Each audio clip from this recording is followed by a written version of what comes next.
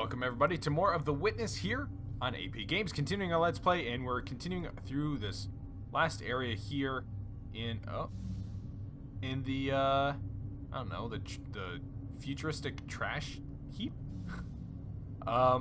Anyways, so as I was looking, I was gonna say, ooh, I want to look at more of these monitors, and also, okay, so that's like a mine area that I don't have access to yet. Again, these windmills? I don't remember seeing these windmills anywhere. So maybe those are areas that I never discovered. Okay, that's creepy. I was gonna say, I saw when I was like, I did my little look around here, that I thought that this whole big thing was like one solid piece, but it's not. There's actually this little pathway through, which I'm guessing is a key for us. Also, we've got a little voice recording right here that I just. So let's listen to that. The relation between the controller and the controlled is reciprocal. Oh my gosh. The scientist in the laboratory studying the behavior of a pigeon designs contingencies and observes their effects. His apparatus exerts a conspicuous control on the pigeon, but we must not overlook the control exerted by the pigeon. The behavior of the pigeon has determined the design of the apparatus and the procedures in which it is used. Some such reciprocal control is characteristic of all science. As Francis Bacon put it, nature, to be commanded, must be obeyed. The scientist who designs a cyclotron is under the control of the particles he is studying. The behavior with which a parent controls his child, either aversively or through positive reinforcement, is shaped and maintained by the child's responses. A psychotherapist changes the behavior of his patient in ways which have been shaped and maintained by his success in changing that behavior. A government or religion prescribes and imposes sanctions selected by their effectiveness in controlling citizen or communicant. An employer induces his employees to work industriously and carefully with wage systems determined by their effects on behavior. The classroom practices of the teacher are shaped and maintained by the effects on his students. In a very real sense, then, the slave controls the slave driver, the child, the parent, the patient, the therapist, the citizen, the government, the communicant, the priest, the employee, the employer, and the student, the teacher. B.F. Skinner, 1971. All right. So as soon as I heard that quote, I thought it might be a Skinner quote. For those of you who don't know Skinner infamously is a behaviorist from the psychological field. Basically, the theory is that we can only measure that which we can observe, and the only thing that can be observed is behavior. So basically, he studied people's behaviors. More accurately, he studied like rat behaviors. So, as soon as I heard that quote about control and controllee and all this, like, this whole thing, it's, yeah, very Skinner-esque. So, Skinner also famously created Skinner boxes, which, when talking about pigeons, basically, I believe the first Skinner box was when a pigeon would peck at a certain button, then food would come out, and he would be able to train a pigeon to, like, peck for more food. And eventually these Skinner boxes would become more and more complex, where you could make the pigeon play a certain tune on a piano for them to get food. You just basically train them from one thing to the next. Which just blows my mind, because the implications of this are that I am in a Skinner box, and they have been slowly training me to do simple puzzles until now I'm able to do more complex ones. And they're basically comparing me to a pigeon. It just blows my mind. The only thing that I find really dark about that... Okay, so understandably, I don't agree with everything that Skinner puts forth and like his philosophy and like looking towards human behavior. However, one of the things probably that bothered me the most about that quote was like the idea that government and religion change only for respect for controlling the people that they have authority over, which I don't agree wholly with. I do agree with, in some cases, that certain laws are put in place in order to maintain law and order. Certain religious practices are put in place in order to make it meaningful or communicate meaning or mission or something like that to adherents. But there's another part of it where it's like, I don't think that you can always attribute malevolent intent to control. That's assuming intent. That's my issue with it. Anyways, with that, wow, that was a tangent. It looks like we got a couple puzzles in there that we need to solve at some point too. But this does tell, actually, we can solve them right now if we wanted to. This actually will work to allow us to get through. Yeah. So I'm going to finish up the orange ones first. But, well, let me correct myself. I'm going to attempt to change the orange ones first. Or to finish the orange ones first. With that, this one honestly doesn't seem too hard. Like, I think the hardest part about this one is the fact that it does this weird thing. Oh, jeez. Okay, it moves. And the farther we move... Okay. There we go. Alright. So that actually doesn't solve what I was trying to do.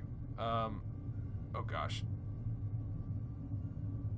Oh my gosh. So this one just messes with the controls, not with... Basically, the faster you go right, the faster it goes bonkers on you. So again, this one, not too bad. Okay. Just gotta kind of get used to that it's... Oh, this is so trippy. This is so trippy. Yes! First try. Okay.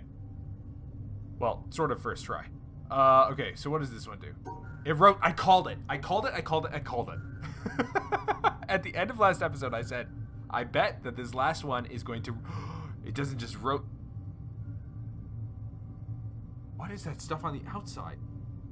Do I have to worry about that? There's dots on the outside. Oh my gosh. And it rotates the faster...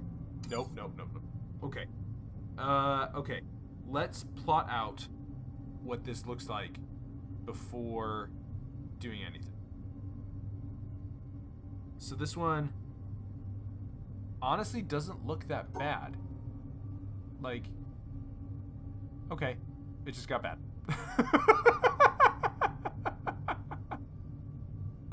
Oh, but I'm enjoying this so much.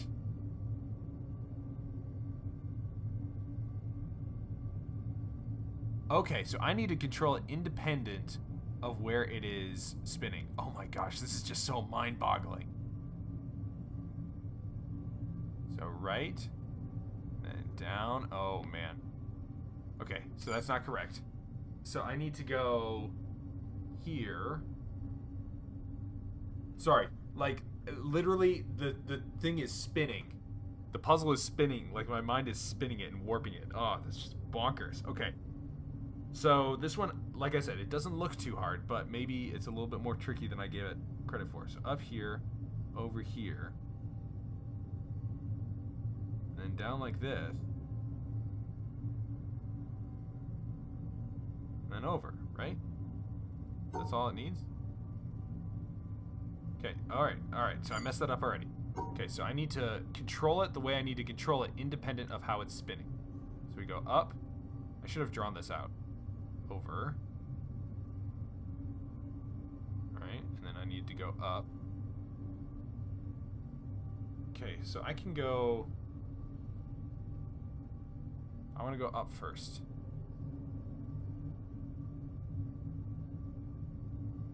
Okay, now I need to go down. Down. Over to the right. Oh my gosh. My stomach was going crazy there, guys. That's just bonkers. Oh, man. But I love it. That was so cool. See, this is the thing. Like, some of these puzzles, I, like, just got a little, like, kind of got a little tiring. Doing the same thing. But, like, this is just, like, this is adding a whole new level of complexity. Oh, my God. Okay, let's go check out these blue ones. Hopefully they don't do anything weird that, like, messes with my brain. Because that's exactly what's happening. Oh, man. Okay, so this has major implications. This little tool shed here. So we can see this is like a little model, and we can see little... See, this is like a little model area, and there is another recording right there. Let's listen.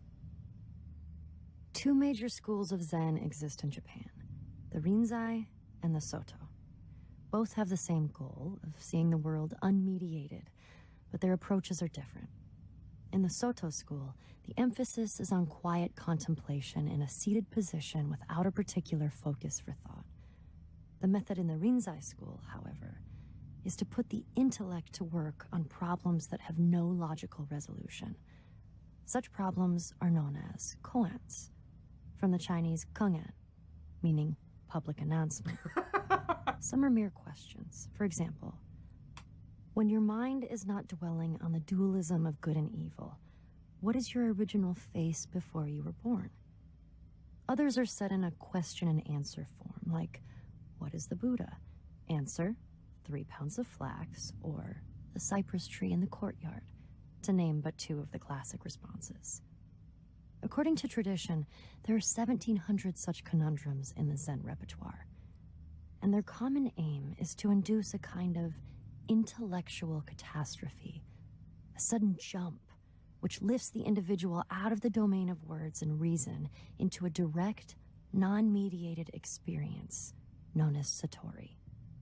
Zen differs from other meditative forms, including other schools of Buddhism, in that it does not start from where we are and gradually lead us to a clear view of the true way of the world. It is not a progressive system in this respect. The sole purpose of studying Zen is to have Zen experiences, sudden moments, like flashes of lightning, when the intellect is short-circuited and there is no longer a barrier between the experiencer and reality. David Darling, 1996. Okay, so I really that was a fun quote. That was really cool. First of all, it kind of starts to reveal more of the philosophy behind this game. First, that it comes from like this Zen thought of like giving you these, basically the koan, right? Giving you these problems that, like in those cases, they don't necessarily have like a logical answer. In these cases, in the puzzles that we have here, it's like these puzzles have logical answers, but in the greater context of things, they don't mean anything. Like they're useless. Just like, and I loved how it said like public announcement. Basically, that's saying like these public announcements are completely useless. I just found that funny. I like that. However, I think that the other thing that that quote is talking about is the lightning moments, which are kind of like those aha inspiration moments when you figure out the problem and it comes to you and it just like hits you right in the face and it's like amazing. And I've talked about having some of those moments in this series, and that's exactly what these puzzles have done, which I think is great. I think that's really cool. That's a very apt quote for this game. I'm coming to like learning more about. Sorry, my mouse went to sleep. Learning more about these games, learning more about how this was designed is like really inspiring me to enjoy and appreciate this game so much more. Okay, so the next thing, what I was going to say before is that it's very clear that this is very troubling because this is like a little workshop area, and you can see that this is the temple, the little monastery, and you can see the drawings for it. But what you can see is that these have all been intentionally designed this way. Like they're intentionally the artist drew it in such a way that the building was torn down, and with like the puzzle boards outside and the breaks in the area and like the layout of it and looking at the topography and all this sort of stuff. And like this is very clearly designed, and you can even see like the angles here to make sure that light comes in just the right way. All this sort of stuff. Like this area looks like it's a really big open island, but what it really is a very carefully constructed experiment, which is just bonkers. Absolutely bonkers. Okay, so these puzzles. This puzzle tells me that I need to have a very precise angle as to where I'm going in order to solve it.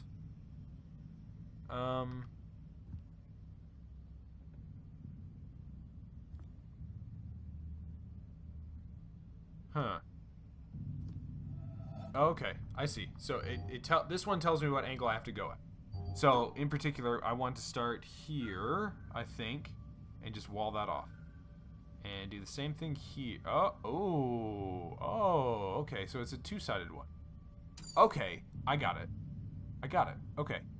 So for this one then, I think what we need to do is, what if we did like this instead?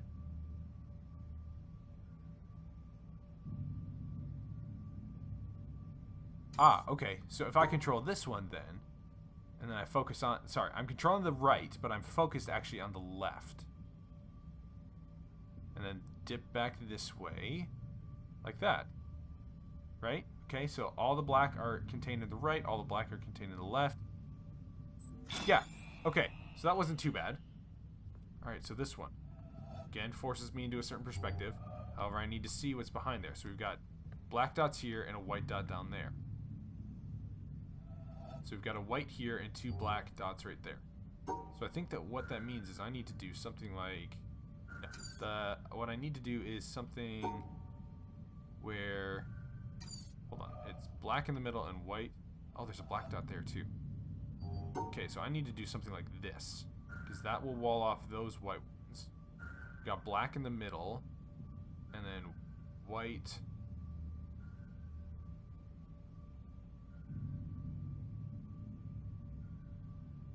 The problem is that this is a black dot too, right? So how do I keep this one from interfering with these guys? So I think that this is pretty much... I did that backwards.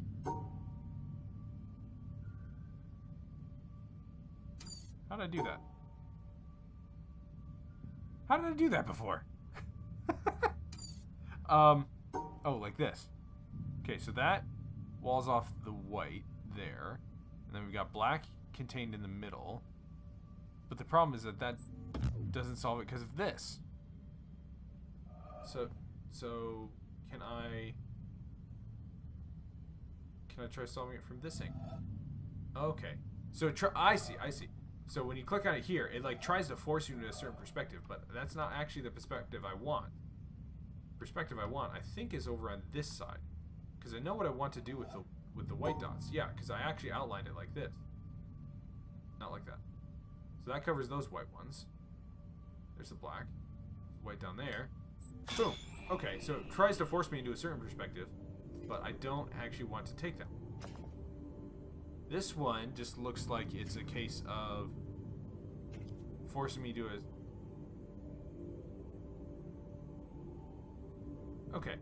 So I think this one, all I have to do is draw it out, and I should be okay.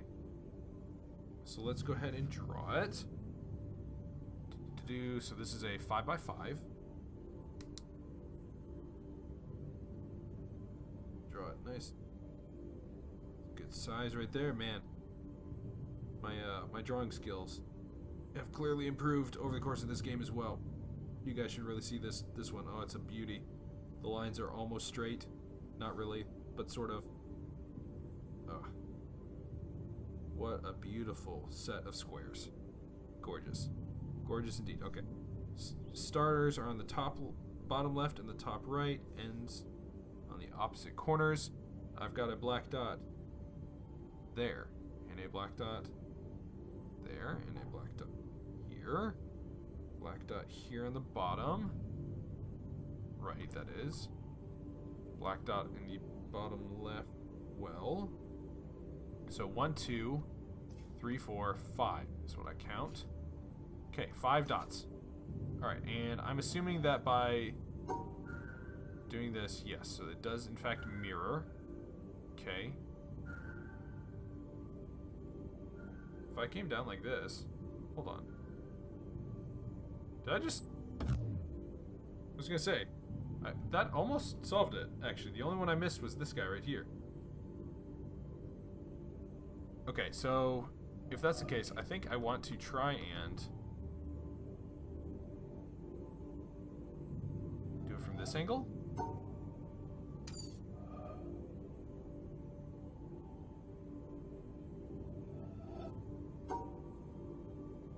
No.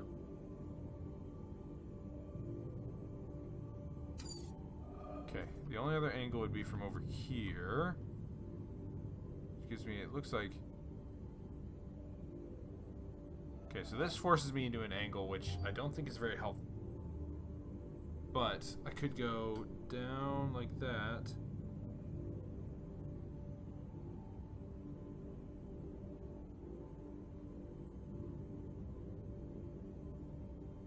Okay, so I could potentially make it so that we go like down like here, over, up, over, this, over. Let's try that.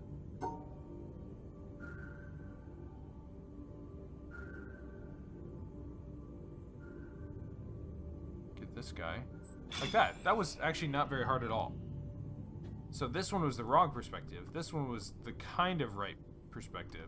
This one was the correct perspective again. So I don't know where that blue line leads, but man, this has been really, really exciting actually. Really enlightening.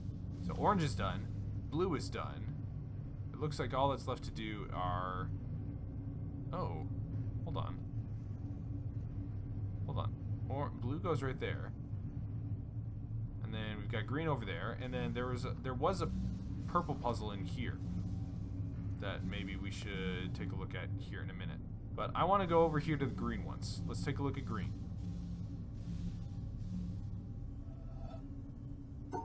Okay, so the thing with this one is just that there are some lines blurred out, and we have to differentiate between... So we've got a black dot right here.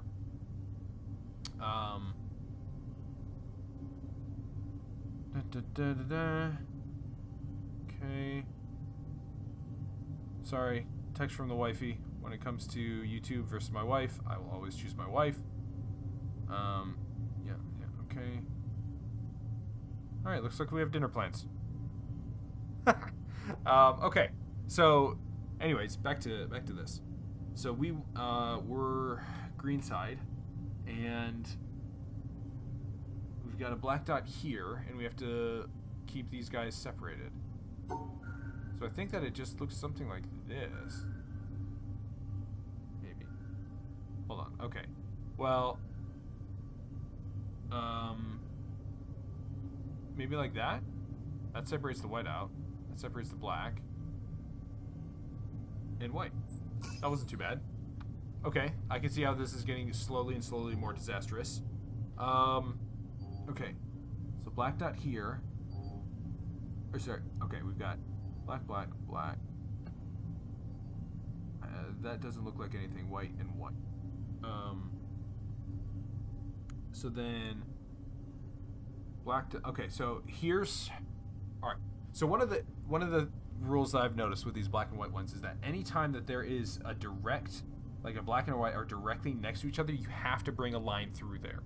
So what that tells me is I have to bring a line through here, and through here, and through here. So that means I can come up like this.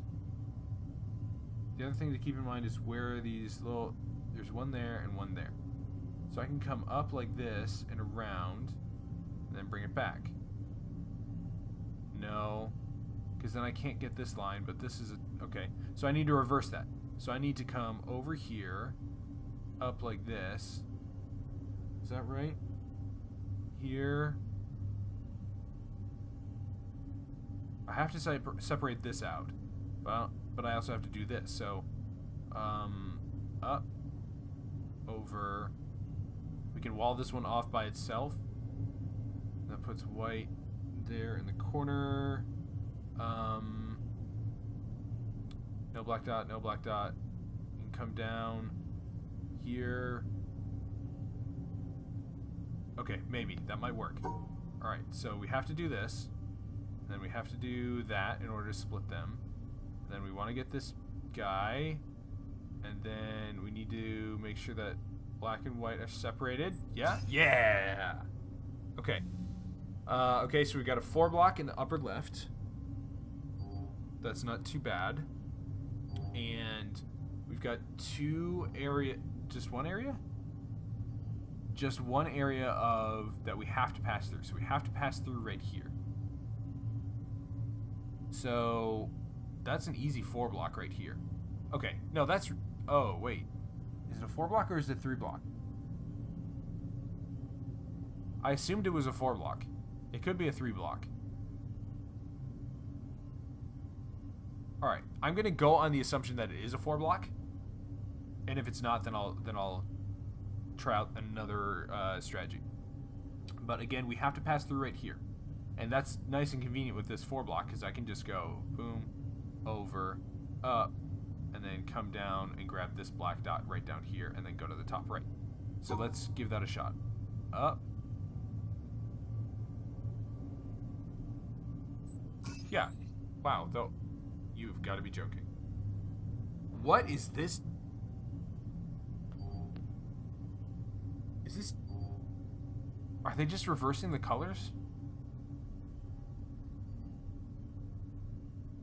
What is this bonkers thing that they're doing? Oh, okay, I see. So it's two separate sets of lines. It's two separate sets of grids that are alternating on and off. So the black grid is on and blocking off part of it. Then a black grid turns off and the white grid turns on at the same time. So I'm just logically stating the things that I know about this puzzle so that I can work it out. The good thing about them switching, though, is that I'm able to notice certain things that are present on the puzzle in one set that I'm not able to see in the other.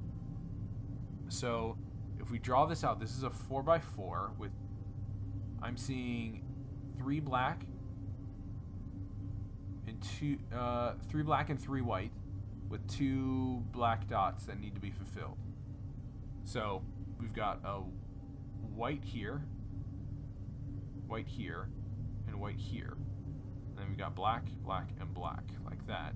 And then dot 1 and dot 2. Okay. So then we have to separate this area right here. That's a problem. So, and then we also fulfill this guy and this guy. So if we, like, that seems like an easy one for us. But then, how do we block off? No. What if we did it like this? Where we come up here, that's white. No, that's not gonna work. Yeah, I knew that wouldn't work. Okay, this is okay. I've been doing this in my head and just like trying to keep track of it. I'm gonna draw it out. So it's a 4x4. Oh, it's beautiful 4x4 square, guys. Oh, lovely. Just, oh man, you've got like almost right angles on it. The bottom is only a little bit smaller than the top. It's more of a quadrilateral than anything, but we'll just go with it. All right, white in the top left, white in the second left bottom, black in the middle, white right next to it, then black on the right middle, and then bottom right middle, and then we've got one here that we need to grab and one right here. That's all I'm seeing. Okay, so again, anywhere that there is a black and white directly next to each other, there needs to be a separation in order for it to work. So that tells me that okay, so it tells me that my end goal right here is to go down, over, up, and then to the end, I think. So if that's the case, then it makes sense for me to go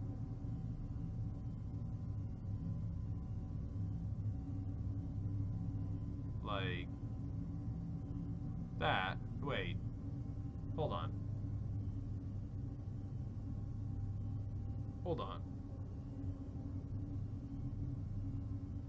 Okay, no, yeah, okay. So I was thinking that we end this way, but maybe we come around this right side. So we go like up here, down that, and that blocks off that white, and then come over here like that. That keeps all, and then if I come over here, that means all the black are in the middle. Yeah, yep, got it. Okay. So this one is more difficult just because of the flashing colors, not because of the, so there, and then up around here, boom, done. Awesome. All right, and what do we have here? All right, we're at about 30 minutes here for the recording, so let's see if I can't do this puzzle. Okay. I think that this one's going to be difficult just because it shows me where the white and the black dots are in the middle, but it doesn't show, unless, I'm gonna try mousing through things. I'm just gonna try and cover every middle part. It does not show me, it looks like. I can't see where, like, if there are any dark spots. The dark spots for the lines. Like, it doesn't reveal that. Oh, right there. Okay, so there's one. There's one right there. Never mind. Okay. So, again, gonna draw this out. Just real quick. Man, drawing this, for starters, drawing out... Oh, man, that's... ugh. I was just gonna say... For starters, it helps with my handwriting, but not when it looks like that. Oh, jeez. That's a doozy. That's a real bad one. I feel like I should include pictures of these on the videos. Trust me, they're not good. Alright. Black there. White there. White. Black. Black, and we've got at least one dot here. And then, okay, so we've got one dot here. I can see that. And then, are there any other dots I'm missing? Okay, then there's one right here, too. There we are. So it's just a matter of discovery. Oh, wait, hold on. Those dots are in the same spot as this one. The dots on the line. I don't know if that means anything, but it's there. Okay, so again, we have to put a line through here. We have to put a line through here. We have to put a line here, and we have to put a line here. So what if we did like this? Up. Grab these guys. That was easy. That was really easy. The only part that was difficult about it... okay. Oh, okay. I see. I was gonna say, I was expecting this to pop out, but I forgot about the purple puzzle in the middle. So apparently the purple puzzle in the middle has to be done. Also, you've got a top-down view of the maze area. Right there. Okay. So let's get in here. I'm going to adjust... Actually, tell you what. That's where we're going to end this episode. However, next time we'll do this puzzle here in the middle, and hopefully that will get us the power here to this guy right here. But until then, thank you so much for tuning in for more of The Witness here on AP Games. Be sure to hit like and subscribe. Check out some of the other series on the channel, guys. I really hope that you, if you've enjoyed this one, branch out a little bit, try some of my other series. Hopefully you enjoy my bumbling and my fumbling through these videos, and maybe you'll enjoy the same in another game as well. So thanks again, and we'll see you again soon here on AP Games.